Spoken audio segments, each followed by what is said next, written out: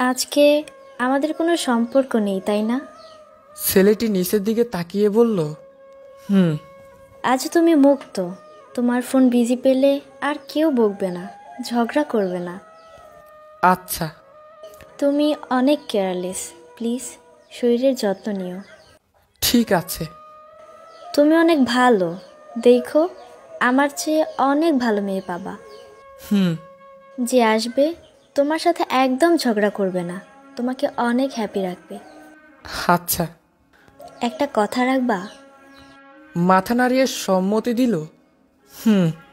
যে মেয়েটা তোমার লাইফে আসবে তাকে তুমি সব দিয়ে সুখে রেখো, কিন্তু আমাকে যে কলিজা টুকরা বলে ডাকতে, এটা ডেকো না প্লিজ।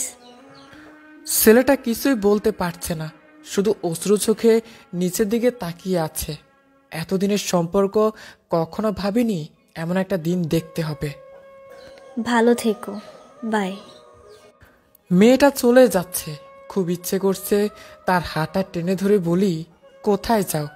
ভালোবাসি তো তোমাকে, আর আমি তোমাকে ছাড়া থাকতে পারি না। কিন্তু অভিমানে আর বলা হলো না। মেয়েটাও ভাবছে, যদি ও একবার বলতো পাগলি কোথায় যাবা, ভালোবাসি তো, তাহলে আমি কোথাও যেতাম না ওকে ছেড়ে। আজকাল বেশিরভাগ সম্পর্কগুলি ভেঙে যায় জমে থাকা অভিমান আর সন্দেহ থেকে। একটা সম্পর্কে অভিমান, রাগ, ঝগড়া থাকতে পারে।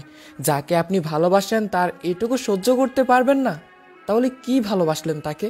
সন্দেহ করাটা সবচেয়ে বড় ভালোবাসা, যেখানে রয়েছে আপনার জন্য অফুরন্ত ভালোবাসা, আপনাকে হারানোর ভয়। আর যে আপনাকে হারাবার ভয় করে সে তো আপনাকে সত্যিকারের ভালোবাসে। শেষে একটা কথাই বলবো, সামান্য অভিমানের জন্য এমন কাউকে হারাবেন না যে আপনাকে তার নিজের চেয়েও বেশি ভালোবাসে। আজকাল সব পাওয়া যায়, কিন্তু সত্যিকারের ভালোবাসা পাওয়া যায় না।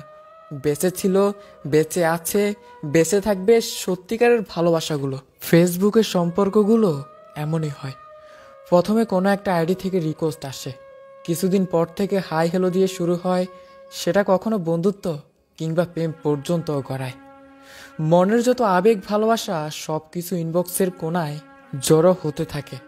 তার করা প্রতিটি পোস্ট বা ছবিতে সবার আগে লাভ রিয়েক্ট আসে। বেশ কয়েকদিন ধরে এভাবে আড্ডা এবং গল্প চলতে থাকে।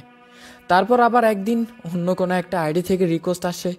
তখন আগের মানুষটার উপর আবেগগুলো আস্তে আস্তে কমতে শুরু করে। তার সাথে আর আগ্রহ নিয়ে কথা বলতে ইচ্ছে করে না। তার করা এসএমএস এর ফার্স্ট রিপ্লাই দিতে আর ইচ্ছে করে না। তার এসএমএস সিন করার ইচ্ছেও করে না। তার আইডি একসময় সেটিং লিস্টের নিচে পড়ে থাকে, কারণ ততদিনে নতুন একজন তার ইনবক্সের জায়গা করে নিয়েছে। তারপর পুরনো মানুষটাই একদিন জায়গা হয় ফেসবুকের ইগো লিস্টে। হঠাৎ কোনো একদিন তার করা পোস্টগুলো আর নিউজ ফিডে আসে না। বারবার চার্জ করেও হয়তো তাকে আর খুঁজে পাওয়া যায় না। এভাবে হঠাৎ করে শুরু হওয়া আবেগগুলো যেন আবেগে হারিয়ে যায়। এই ফেসবুক জগতে কেউ কাউকে মূল্য দিতে জানে না, থাকে না কোনো ভালোবাসা বা বন্ধুত্ব। এভাবে ফেসবুকের সম্পর্কগুলো একদিন হারিয়ে যায় এক অচেনার দেশে। হ্যাঁ, এটাই বাস্তবতা, এটাই ফেসবুকের ভালোবাসা, এটাই ফেসবুকের প্রেম।